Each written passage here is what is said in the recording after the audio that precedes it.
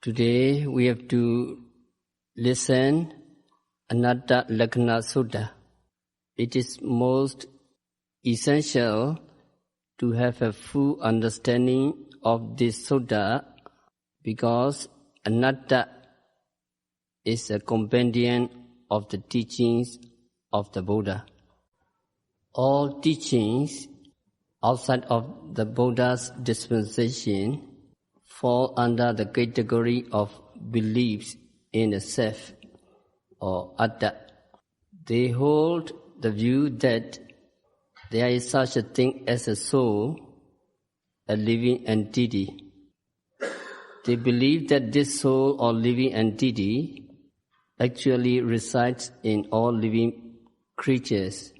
Living entity resides in man, living entity resides in woman, living entity resides in devas or animals such as cattle, buffaloes, dogs, etc.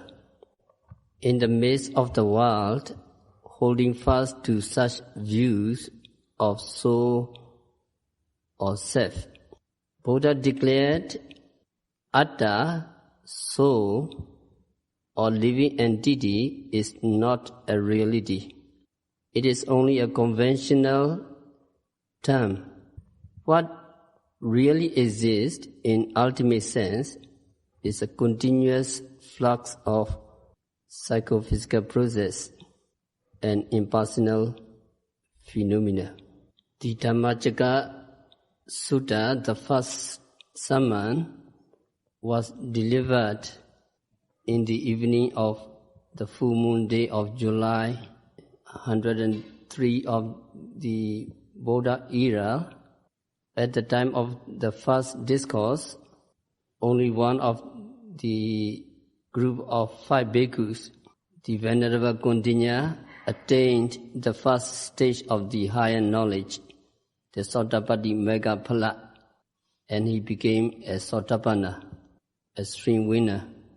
Having fully penetrated into all aspects of the Dhamma, with firmly established confidence and unshakable faith in the teachings of the Buddha, Venerable Kundinya asked for ordination and he gained admission into the order of the Buddha. The remaining 4 bhikkhus, the Venerable Wappa, the Venerable Bhaddiya, the Venerable Mahanama, and the Venerable Assaji, had not yet become accomplished in the higher knowledge of the noble path and fruition. So Buddha asked them to engage themselves in the strenuous practice of Dhamma under his personal guidance. These bhikkhus did not go out even for alms round. Buddha himself also stayed in the monastery constantly without going out for alms food in order to attend to them and assist them in removing the obstacle, mental hindrances and impurities that arise in the course of meditation practices. So instructed and guided by the Lord Buddha and striving arduously and incessantly, the Venerable Wappa attained the path and fruition and became a stream winner on the first waning day of July. The Venerable Bhaddiya attained the path and fruition on the 2nd, the Venerable Mahanama on the 3rd, and the Venerable Assaji on the 4th day, respectively, and each of them became a stream winner, Sotapanna. So we need to understand the 4 Venerable Bhikkhus were not accomplished yet to attain the higher knowledge by just listening to the discourse. They still had to strive for attainment, and therefore Buddha required them to engage themselves strenuously in the practice of meditation. So some people say to become a Sotapanna could be attained by just listening to the discourse. No effort is needed for the practice of the Vipassana meditation. They say that kind of view is wrong. The commentary says that after all the 5 bhikkhus had become stream winners and received ordination as members of the Buddha's order, the Anatta Lakhana Sutta was delivered on the 5th waning day of July. Thus, at one time in the introduction means the 5th waning day of July, while Buddha was staying in the deer park near the town of Benares. At the time when Buddha was staying in the deer park in the township of Benares, Buddha addressed the 5 bhikkhus, "Bhikkhava, O bhikkhus," to have attention from the bhikkhus, and the group of 5 bhikkhus answered, "Padante, Reverend Sir," they answered. Then Buddha delivered the Dhamma of Anatta Lakhana Sutta. Buddha said, "Rupam bhikkhave anatta." Bhikkhus, Rupa, the material body, is not self, it is not soul, it is not a living entity. People in general think themselves and others to be living entities with a soul or self or ego in each of them. Holding the view that there exists a soul or a living entity in man is known as misconception on self or wrong belief in self. That is atta detti, wrong belief. If we are Thuzana, ordinary worldling, we cannot be free from this wrong belief in self.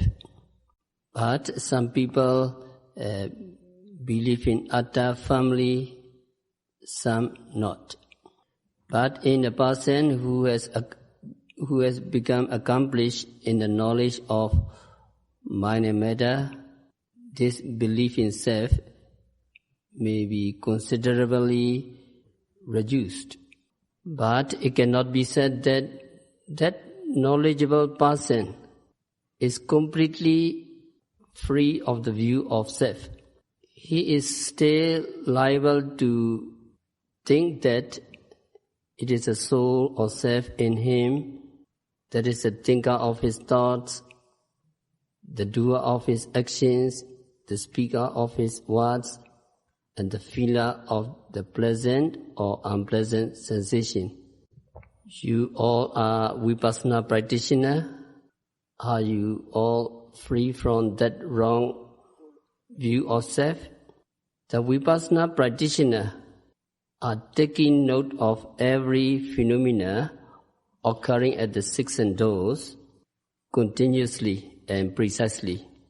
They are developing keen Vipassana insight knowledge, and they realized there is no self, there is no living entity, but mere physical and mental phenomena. They realized. If they realize in this way, they are free from that wrong view of self, but only for the duration of the Vipassana practice. As soon as yogi do not practice meditation, the misconception of self return. In order to remove this misconception of self and make it clear that there is no such thing as soul or living entity in the psychophysical process in one's own body or in the psychophysical process of others' bodies, Buddhas began the discourse that Rupam Bhikkhave Anatta. Bhikkhus, material form is not self, it is not soul, it is not living entity. So Pudujana, ordinary worldling, think that the whole material body, which is coexisting with the eye, ear, nose, etc., is regarded to be a living entity. In common language, the whole body, which is compounded of the material quality, is spoken of as self, soul, or living entity. The usage in the daily life of expression as self or living entity is not wrong, but conforming to the convention of the world. But from the point of view of ultimate absolute reality, or the material substance of the whole body is not self, or not individual, or not a being, but only the aggregates or matter or material qualities. So Buddha had pronounced definitely and clearly that although individuals view the aggregates of material qualities as a living entity, a living being, in reality it is not atta, it is not soul, it is not a living entity, but merely a physical phenomenon. And Buddha also provided an explanation why material thing is not atta. Buddha said, Bhikkhus, if rupa was self or atta, the inner core of one's own body, then rupa would not tend to affliction, rupa would not tend to misery. And one should be able to say of rupa, let rupa be good, let my body not be worst. It should be possible to influence rupa in this manner. If rupa were the inner core of our body or self, it should not cause suffering, but actually our body is causing suffering. The body does not remain youthful and vigorous. Our body make problem by growing old and by decaying. Our body make misery by dying. If there is no body, we would be free from affliction of getting grey in hairs. We will be free from misery of falling teeth. We will be free from bent back. We will be free from deafness, poor eyesight, wrinkled skin, and infirmity. So it is rupa, the body, which is inflicting the suffering, which is responsible for all suffering. Again, because we have this body, we have to encounter a lot of suffering. We are troubled with sore eye, earache, toothache, backache, flatulence, feeling hot, feeling cold, painful and itching, and with disease of blood, skin, stomach, urine, and with high blood pressure, etc. These sickness arise because of this body through which they make their manifestation. And also we suffer from hunger and thirst because of this body, and because of it we are subjected to attacks by mosquitoes insects, or affliction by others, oppressors. And animals have to suffer because they have animal body. Hungry ghosts have to suffer because they have hungry ghost body. Hell beings have to suffer because they have hell body.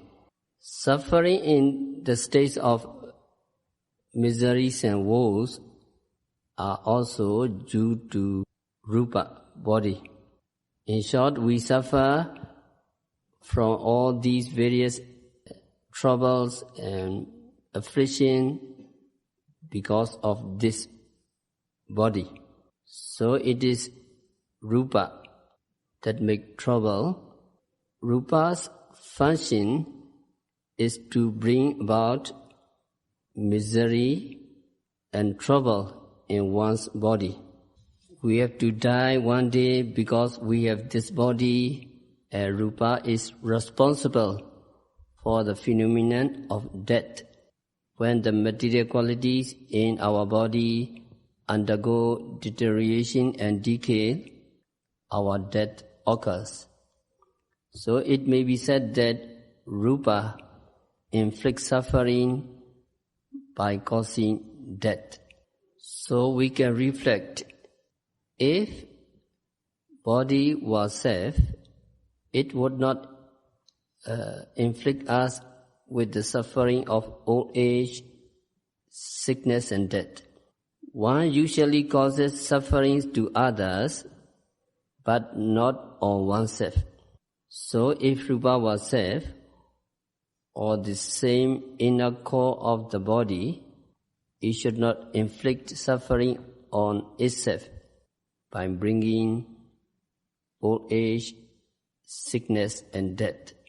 Furthermore, even before the coming of aging, sickness and death, our body is constantly subjecting us to various distress.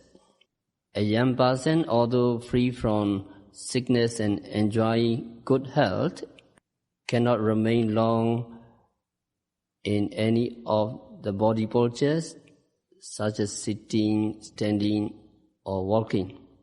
That young person has to change his postures quite often. All yogis have many experience regarding the body. We cannot remain for long as we wish in any one body postures. We find it difficult to remain seated for 2 hours, 3 hours without changing postures, or to lie down for 2 or 3 hours without changing postures. We have to change very often. Constant changing of postures have to be made because of the feeling of hotness or tiredness in the limbs after a certain time in one position. So all these troubles, all these misery arise because of this body. In other words, it is rupa, it is body that making problem, that is inflicting these miseries.